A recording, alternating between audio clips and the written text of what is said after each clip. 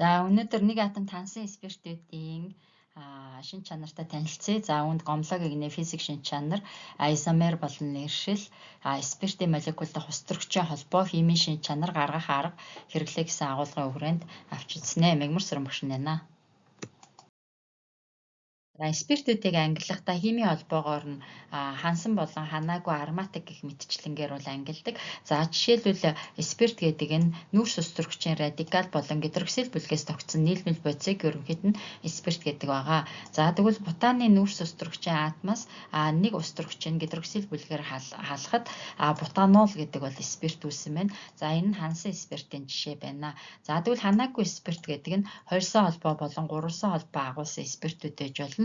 За жишээлбэл этиений нүүрс устөрөгчийн нэг атом устөрөгчийг нь гидроксил бүлгээр халсан байна. За энэ нь этинол буюу винилийн спирт гэдэг нэртэй байна. За техникийн нэршил нь бодлого дасгал болон практикт винилийн спирт гэдгээрээ их ашиглагддаг байгаа учраас энэхүү нэршлиг цээжлэх шаардлагатай.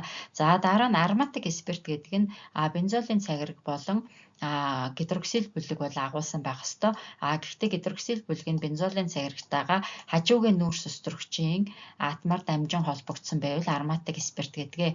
За жишээлбэл энэ дээр уул нь метилийн бүлэг байсан байна тий. За метил бүлгийн нэг устөрөгч нь OH бүлгээр халагдсан. Тэгээд энэ гидроксил бүлэг нь бензолийн цагирагтайгаа нүүрс устөрөгчийн атомаар дамжуулан хажуугийн хэлхээгээр дамжуулан холбогдсон байна. За үүнийг фенил метилийн спирт гэж нэрлэх нь. За ароматик спиртийн жишээ болж байна. За дараагийнхыг харъя.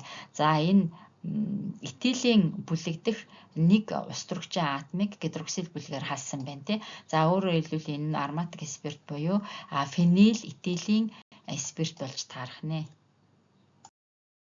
Спиртүүдийг бас ангиллахдаа гидроксил бүлгийн тоогоор нь ангилж болдог. Жишээлбэл нэг гидроксил OH бүлэгтэй байвал нэг атомт спирт, 2 буюу түүнээс дээш тооны OH бүлэгтэй байвал олон атомт спирт гэж нэрлэдэг байна тий. За энэ бутанол нэг маань нэг атомт спиртийн жишээ байна тийм үү, хансан спиртийн жишээ. За тэгтэл этаны молекул дахь 2 устөрөгчийг гидроксил бүлгээр халсан буюу этилийн диол гэсэн спирт үүссэн байна тий. За үүний техникийн нэршил нь этилен гликол гэж явдаг байгаа. За энэ нь 2 атомт спирт байна. За дараа нь 3 атомт спирт байна тий. Пропаны молекул дахь 3 устөрөгчийг гидроксил бүлгээр халсан байна тий. За энэ пропан триол буюу глицерин гэдэг олон атомт спирт байна. За тэгвэл 2 болон 3-аас дээш устөрөгчийн атом нь гидроксил бүлгээр халагдсныг олон атомт спирт гэж нэрлэдэг байна. Дараагийн ангилал нь болохоор гидроксил бүлэг нь ямар нүүрс устөрөгчийн атомтай холбогдсноос нь хамааруулаад анх дахь, хоёр дахь, гурав дахь спирт гэж ангилдаг. За жишээлбэл энэ гидроксил бүлэг нь энэхүү цэт 1-р нүүрс устөрөгчийн атомтай холбогдсон байна тий. За энэ нь цаашаага нэгэн нүүрс устөрөгчийн атомтай холбогдсон учраас энэ маань анх дахь спиртийн жишээ болох нь. За тэгвэл энэ дээр гидроксил бүлэг нь энэ 2-р нүүрс устөрөгчийн атомтай холбогдсон байна. Энэхүү нүүрс устөрөгчийн атом нь цаашаага хоёр талдаа нэг цэтэй буюу нийтдээ 2 нүүрс устөрөгчийн атомтай холбогдсон учраас энэ маань 2 дахь спиртийн жишээ болох нэ. За энэ дээр болохоор гидроксил бүлэг холбогдсон нүүрс устөрөгчийн атом нь 3C-дээс халаалан холбогдсон учраас энэ нь 3 дахь спиртийн ангилалд ордог байна. Жишээл дээр ерөнхийдөө нэг атомт хансан спиртийн гомлог игнэ болон шин чанаруудын талаар авч үзэн. За юуны өмнө физик шин чанар ерөнхий томьёотой танилцъя. За нэг атомт хансан спирт нь CnH2n дээр нэмэх нь 1 тэгээд OH гэсэн томьёотой. За түүнийг ерөнхийд нь хураангуугаар ROH гэж бол тэмдэглэдэг байна. За хамгийн эхний нэг атом тансан спирт нь метилийн спирт буюу метанол спиртүүдийг ол төгсгөлтэй нэрлэн тий. Томьёо нь CH3 OH гэсэн томьёотой. За буцлах температур нь 64.7 шингэн. За эхний 3 спирт усанд маш сайн уусдаг буюу усанд хязгааргүй уусдаг байгаа. За метанол нь ерөнхийдөө маш хортой спирт. Тэгээд эднээс хамгийн бага бага молекул масстай учраас хамгийн их дэгдэмхий шинж чанартай гэсэн үг. За метанолыг буруу хэрэглэсэн тохиолдолд уусан ч юм уу те буруу хэрэглэсэн тохиолдолд нүд сохлох болон үхэлд хүргэх аюултай байдаг. За дараагийн спирт нь этанол C2H5OH. За энэ болохоор алкогол агуулсан ундаануудад байдаг те аригт арс ч юм уу. За буслах температур нь 78.3 Цельс бас шингэн төлөвтэй бодис ахнэ. За дараагийнх нь пропилийн спирт буюу пропанол 1. За 1 гэдэг нь нэгдүгээр нүүрс зөрөгчийн атом дээрээсээ гидроксил бүлгийн салаалсан спиртүүдийн хувьд физик шинж чанарыг авч үзэж байна гэсэн үг. C3H7OH томьёото 97.2 градус буцална. За дараагийнх нь бутилийн спирт буюу бутанол 1 нь C4H9OH гэсэн томьёотой тийм ээ. Тэгээд 117.7 градус буцалдаг шингэн. За спиртүүд ерөнхийдөө ихэнх нь шингэн төлөвтэй C12 H25OH-аас эхлэн хатуу төлөвт бол шилжиж ирдэг байна. За дараагийн спиртийн пентилин гэж ярьдаггүй амилин спирт буюу пентанол 1 гэж нэрлэдэг байгаа. C5H11 OH гэсэн томьёото 137.8 градус буцалдаг. За шингэн төлөвтөө за C4H9-өөс эхлээд усан дуусах чанар нь эрс муудаж ирдэг. За энэс хоошоо бол бүр муудна гэсэн үг. За 6 дугаар спирт нь гексилийн спирт буюу гексанол 1 байна тий. C6H13OH гэсэн томьёото 157.2 градус буцалдаг мөн усанд муу устдаг шингэн төлөвтэй спирт байна. За нэг атомд хансан спиртүүдийн изомер ба нэршлиг авч үзье. За ингийн тулд гинжин илгээний салбарлалтаас хамаарат изомер үүсгдэг. За мөн энэ нэг атомд хансан спиртүүд нь гидроксил бүрлэгийн байршлаас хамаарсан изомеруудыг үүсгэх боломжтой. За нэрлэгтээ болохоор гидроксил бүлэг холбогдсон хамгийн урт гинжин илгээг сонгоо аваад гидроксил бүлэг ойрхон байгаа захаас нь эхлэн дугаарладаг байна. За жишээлбэл энэ дээр 4 CT байна тийм ээ. Тэгэхээр энэ гидроксил бүлэг холбогдсон C-гээс эхлээд 1 2 3 4 гэх мэтчлэн дугаарлана. Тэгээд энэ гидроксил бүлэг маань нэгдүгээр нүүрс зөрөгчийн атомоос байгаа учраас бутан 1 ол гэд ингээд нэрлэе явах нэ. За дараагийнх дээр нь харъя. Ялгаагүй 4 CT боловч гидроксил бүлэг нь 2 дугаар нүүрс зөрөгчийн атомоос холбогдсон байна тий. За тэгвэл 2 дугаар нүүрс зөрөгчийн атом нь энэ захтай ойр учраас нүүрс зөрөгчийн атомуудыг 1 2 3 4 гэх мэтчлэн нэрлсэн байна. За энэ нь тэгээд бутан 2 ол гэдэг спирт байна. За дараагийнх нь болохоор энэ гидроксил бүлэг нь 1-р нүүрс зөрөгчийн атомоос 2-р нүүрс зөрөгчийн атомоос метил бүлэг бол салбарлсан байна тий. За ингээд энэхүү спиртийг нэрлэхийн тулд эхлээд салбарсан хэлхээгээ нэрлэнэ. 2 метил гээд 2-р нүүрс зөрөгчийнхээ радикалыг нэрлэлсэн байна. За үндсэн хэлхээ маань 3 CT учраас пропан 1 ол гээд ингээд нэрлэлсэн байна. За дараагийнх нь энэ дээр нүүрс зөрөгчийн атом маань гидроксил бүлэг хажуугийн нүүрс зөрөгчийн радикал нь бас 1 C дээр холбогдсон явж байна тий. За тэгээд энэ аль нь хоёр захаас адилхан байршил нь адилхан байгаа учраас 1 2 3 гэх мэтчлэнгээр нэрлсэн байна. За тэгвэл эндээс 2-оос метил тэгээд үндсэн хэлхээ нь пропан 2 ол гэсэн нэртэй болж байна. За эдгээрээс ингээд харахад эдгээр нь бүгдээрээ C4H9OH гэсэн томьёото бутанолын изомерүүд байна. За тэгэхээр энэ бол энийг нормал бутанол 1 гэд нэрлэж болно. Эднэрийг болохоор изобутанол гэж бол нэрлэж болохоор байна. Тэгвэл штэ изобутанол гэж нэрлснээс 2 метил пропанол 1, 2 метил пропанол 2, бутанол 2 гэж нэрлэх нь хажуугийн хэлхээний салбарлалт болон гидроксил бүлгийн байрлалыг илүү тодорхой зааж өгсөн нэршил болох нь харагдаж байна. За энэ бол анхдагч спирт болж таарж байгаа тий. За энэ бол бас муу ялгаагүй анхдагч спирт байна.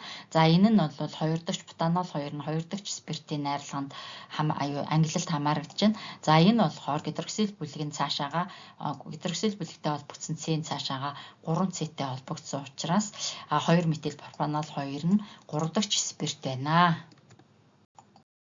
Спиртийн молекул дахь устөрөгчийн холбоо нь спиртийн буслах температурт бол нөлөөлдөг байгаа. Өөрөөр хэлбэл хэрвээ устөрөгчийн холбоо байдаггүй байсан бол спирт илүү хялбархан дэгдээд маш хурдан буцлах боломжтой байдаг. Гэтэл устөрөгчийн холбоо маань спиртийн уус амлын гадаргуу дээр ийм тор маягийн сүлжээ үүсгдэг учраас энэхүү холбоо нь бас нөгөө тухайн спиртийг ууршихаас хамгаалж өгдөг. Ууршилтанд нь садаа болдог гэсэн үг байна. За жишээлбэл энэ дээр метанолыг харуулсан байна тий. CH3OH гэсэн. За метанолын молекул дахь хүчил төрөгчийн атомын цэцлэгаан сөрөг чанар ихтэй буюу хасах цэнэгийн төвлөрөлтөй устөрөгч нь нэмэх цэнэгийн төвлөрөлтөй байгаа тий. Тэгээд энэхүү метанолын молекул дахь устөрөгч нь дараагийнхаа метанолын молекул дахь хүчил төрөгчийн атомтай устөрөгчийн холбоогоор холбогдсон байна. За энэхүү устөрөгчийн холбоо нь сул холбоо буюу үүнийг 3 цэгээр дүрслэн үзүүлдэг байгаа. За энэ мэтчлэнгээр метанолын нэг молекул дахь устөрөгч нь дараагийн молекул дахь хүчил төрөгчийнхээ атомтай ингэж устөрөгчийн холбоогоор холбогдож хэлхээ үүсгэсэн байна. За тэгвэл энэ дээр бас устөрөгчийн холбоог дүрслэн үзүүлсэн байна. За энэ метанолын молекул дахь устөрөгчийн холбоо 3 цэгээр дүрсэлсэн байна тий. Дараагийн метанолын молекул дахь устөрөгчийн хүчил төрөгчийн атомтай устөрөгчийн холбоо нь ингэж хоорондоо үүссэн байна. За тэгвэл этанол буюу C2H5OH-ын хооронд устөрөгчийн холбоо хэрхэн үүсэж байгаа нь мөн ялгаагүй адилхан харагдаж байна.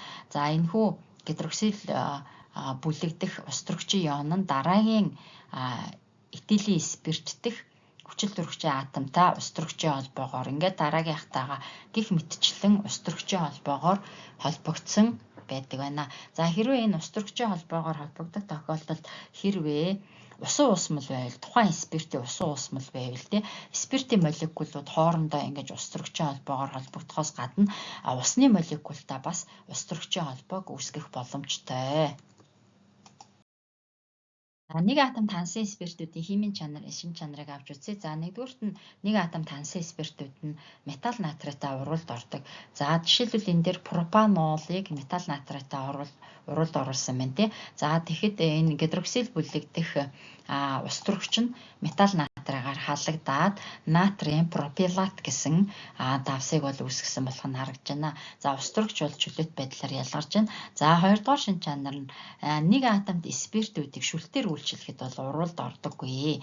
Яагаад гэхээр энэ нэг атомд спирт дэх гидроксил бүлэг нь гидроксил бүлгийн устөрөгч нь металл натригаар халагдаж чадахгүй. Яагаад гэхээр нэг атомд спирт дэх гидроксил бүлгийн хүчлэг шинж чанар нь маш бага сул байдаг учраас натрий OH буюу суйртай уруулд орж чаддаггүй. Дараагийн нэг шинж чанар нь галлигийн тус төрөгчөөр үйлчлэхэд тухайн нүүрс устөрөгчийн галлигийн уламжлалыг үүсгэдэг. За жишээлбэл метанол тийм ээ. Метанолыг H бромоор үйлчлэхэд бромт метаныг үүсгэсэн байна тий. За мөн дараагийн шинж чанар нь спиртийг хөхрийн хүчилтэй уруулд оруулж халаах явдал байгаа. За энэ тохиолдолд тийм шүү дээ.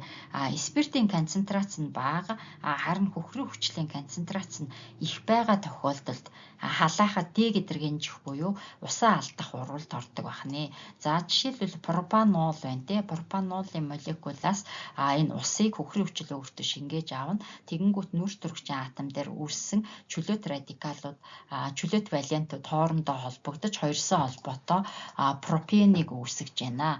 За ингээд дагалдах бүтээгдэхүүн нь ус үүссэн байна. За хэрвээ энэхүү уруулд тийм ээ өөрөөр хэлбэл спирт хөхрийн хүчилтэй уруулд орох уруулд спиртийн концентрацийг ахуйхан аваад хөхрийн хүчлийн концентрацийг бага авсан тохиолдолд за зөөлөн халаахад эфиржих уруулд орно. За жишээлбэл энэ пропанолыг пропанолтой уруулд оруулсан байна тий.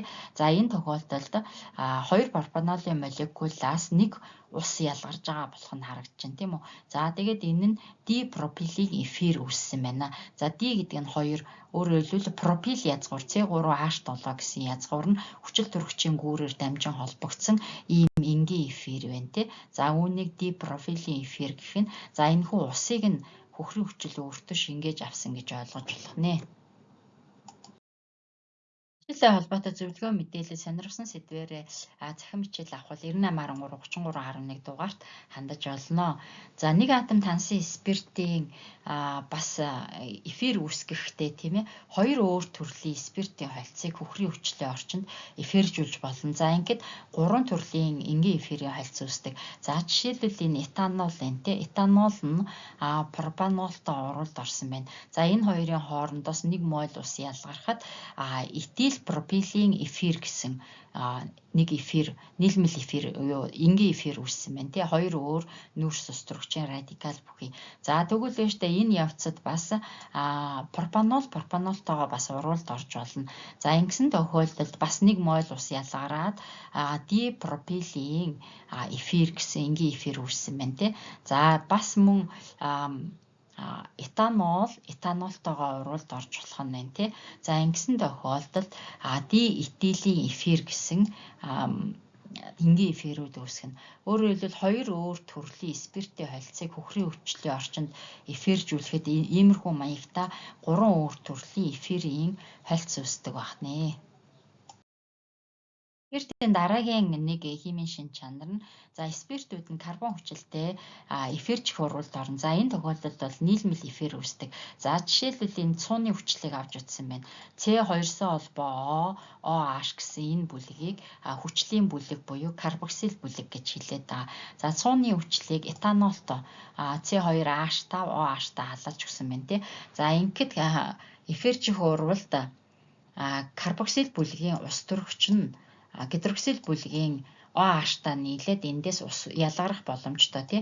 За тэгвэл энэхүү O нь этилийн бүлэгтэйгээ холбогдно. За ингээд өөрөөр хэлбэл цууны хүчлийн этилийн эфир гэсэн нийлмэл эфирийг үүсгэж байна. За нийлмэл эфир нь хүчлийн үлдэгдэл болон спиртийн үлдэгдэл нь хүчил төрөгчийн атомаар дамжин холбогдсон ийм нэгдмэл найрлагатай бодис байх нэ, органик нэгдэл байх нэ.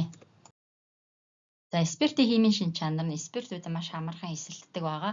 За эсэлтгэхээр дутуу эсэлтгэхээр альдгид, бүрэн эсэлтгэхээр карбон хүчлийг бол үүсгэдэг. За жишээлбэл энэ дээр этанол энэ этанолыг C оксидоор эсэлдүүлсэн байна тий. За тэгэхээр гидроксил бүлэг нь альдгидийн бүлэг болтлоо эсэлдсэн байна. За үүнийг 2Cтэй учраас этан. За альдгидийн бүлэг байгаа учраас айл гэд этанал гэд нэрлэлцдэг байна. За дагалдах бүтээгдэхүүн зис усыг бол үүсгэсэн байна тий. За урлагийн орчинд хэрвээ C оксид хангалттай байгаа бол этанол нь цаашаага дахин эсэлдэх уруулалт орно.